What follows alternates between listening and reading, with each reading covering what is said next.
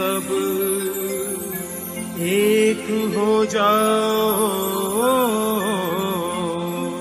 आजादी का दीप जलाओ। गांधी हमारे लोगों को चुनाव लगाने में कामयाब हो गया। अब ये जो केजरीवाल है ये गांधी की जाति का है। आपको समझ में आया इसलिए बता रहा हूं। ये लाला केजरीवाल है, ये बनिया केजरीवाल है, इसलिए ये बात आप लोगों को बता रहा हूं। ये बात को ध्यान में रखते हुए मैं केवल एक दो बात ही बताना चाहता हूं ताकि आप लोगों को इसके बारे में जो तथ्य जो सत्य मैं जानता हूं। केजरीवाल ने दो तीन बातें, एक, जब 27% ओबीसी के बच्चों को प्रोफेशनल एजुकेशन में रिजर्वेशन देने का ऐलान अर्जुन सिंह ने किया था तो यही केजरीवाल था दिल्ली के सड़कों पर विद्यार्थियों को लेकर यूथ फॉर इक्वेलिटी का आंदोलन शुरू किया था। सावंत साहब,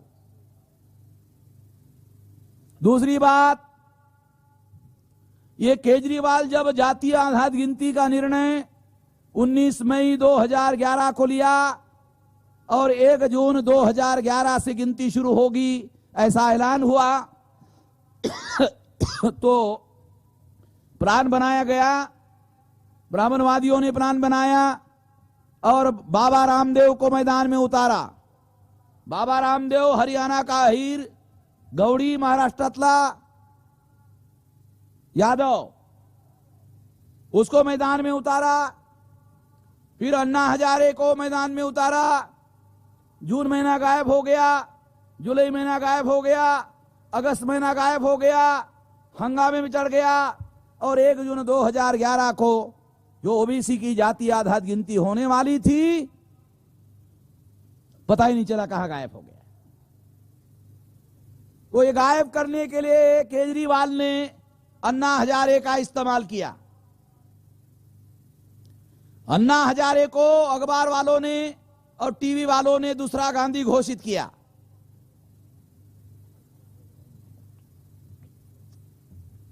साला पहला ही गांधी हम सर पर से उतारने में अभी तक कामयाब नहीं हुए, साले दूसरे गांधी को सर पर बिठाने की कोशिश किया।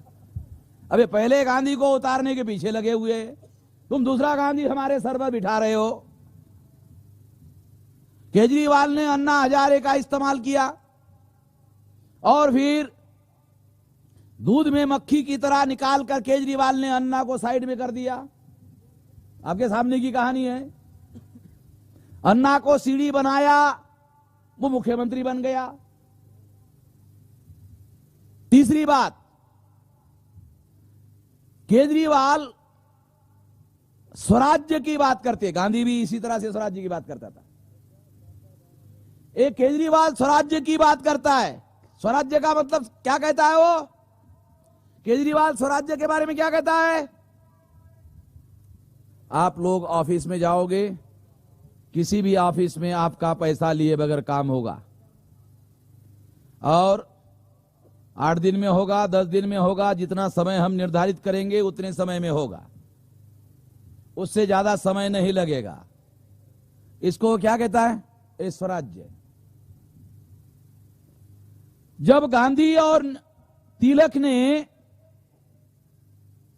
सुराज्य की बात की थी, सुराज्य की, तो बाबा साहब आंबेडकर ने बहिष्कृत भारत में एक आर्टिकल लिखा है, हमारे पास रिकॉर्ड है।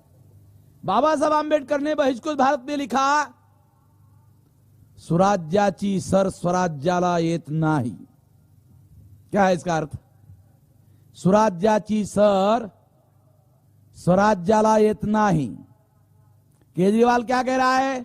आपका काम ऑफिस में पैसा लिए बगैर होगा, कम समय में होगा, आपको तकलीफ नहीं होगी। इसको उसने नाम दिया स्वराज्य। बाबा साहब आंबेडकर क्या कहते हैं? ये जो स्वराज्य है, स्वराज्याची सर, स्वराज्याची सर स्वराज्याला येत नाही, आम्हाला स्वराज्य नको, स्वराज्य हवे। आणि स्वराज्य म्हणजे या देशातील schedule caste, schedule tribe, backward, Maratha, मुसलमान, शीख, ईसाई, बुद्धिस्ट, जैन या लोकांची डेमोक्रेसी, रिप्रेजेंटेटिव डेमोक्रेसी इस देश में आनी चाहिए और सत्ता इन लोगों के नियंत्रण में आनी चाहिए। जब इन लोगों के नियंत्रण में आएगी तो इनका स्वराज्य, स्वराज्य इनका राज्य होना चाहिए। केजरीवाल कहता है राज्य ब्राह्मणों का ही रहना चाहिए, भ्रष्टाचार ना हो इसके लिए केवल लोकपाल होना चाहिए, राज ब्राह्मणों का ही होना चाहिए, राज क्षत्रियों का ही होना चाहिए, राज बनियों का ही होना चाहिए, केवल भ्रष्टाचार नहीं होना चाहिए। ये तो समझ में आ रहा है आप लोगों को? ये माइक्रो बातें हैं, समझने के लिए आपको समझा रहा हूं।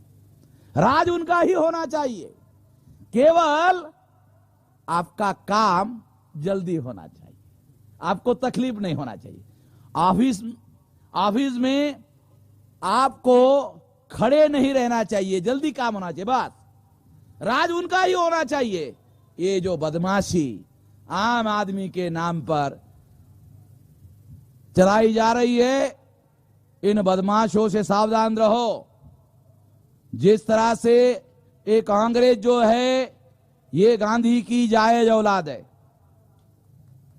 ये कांग्रेस जो है ये गांधी की जायज औलाद है और आम आदमी पार्टी ये गांधी की नाजायज औलाद है। क्यों? क्योंकि कांग्रेस वाले दावा कर सकते हैं कि गांधी जी ने कांग्रेस बनाई, गांधी जी हमारा बाप है, चलो ठीक है। गांधी भी दावा कर सकते हैं कि मैंने कांग्रेस बनाई, मगर आम आदमी पार्टी के लोग ये नहीं कह सकते कि गांधी हमारा बाप है। मगर फिर भी वो कहते हैं कि गांधी हमारा बाप है। कांग्रेस वालों की टोपियां छोटी होती है, आपने टीवी पर देखा होगा। केजरीवाल की टोपी मोटी होती है, लंबी होती है, ऐसी बड़ी होती है। तो गांधी ने टोपी डाली, अभी वो भी साले टोपी डालने वाले हैं। टोपी डालना समझते हो? टोपी वालों को थोड़ा सा अच्छा नहीं लगेगा, मगर टोपी डालना हमारे देहात में कहावत है, अरे काय चाला टोपी टाकतोय होते डोक्यात, टोपी घालतो, टोपी घालने बनता त्याला टोपी तो नहीं, आप लोग टीवी पर देखो, गांधी की टोपी छोटी थी, केजरीवाल की टोपी जो है थोड़ी मोटे साइज की है, शायद वो बड़ी टोपी डालना चाहता है हमारे सर में। तो हम लोगों को गांधी ने चुना लगाया था, केजरीवाल भी चुना लगाने वाला है, हम लोगों को सावधान रहना चाहिए। केजरीवाल की ये जो बदमाशी है उस पर मैं 15,000 मीटिंगें देश भर में लेने वाला हूं, और मैं ही ले सकता हूं, ये किसी के बस की बात नहीं है। हमारा 29 राज्यों में 535 जिलों में 4,000 तहसीलों में नेटवर्क है, और इसका जो पोल है उसको मैं खोल के रहूंगा ताकि सच्चाई लोगों को मालूम होनी चाहिए। साथियों, हम लोग लगातार धोखेबाजी से हमारे लोगों को बचाने का अभियान चला रहे हैं। अब नई नई धोखेबाजी आ रही है। जो कांग्रेस से दुखी है, जो बीजेपी से दुखी है, वो ब्राह्मणों के झांसे में ही रहना चाहिए और ब्राह्मणों के झांसे से अलग कोई आंदोलन खड़ा नहीं होना चाहिए। इसलिए द्विज राजनीति का ये दांवपेच है, इससे हमको सावधान रहना चाहिए।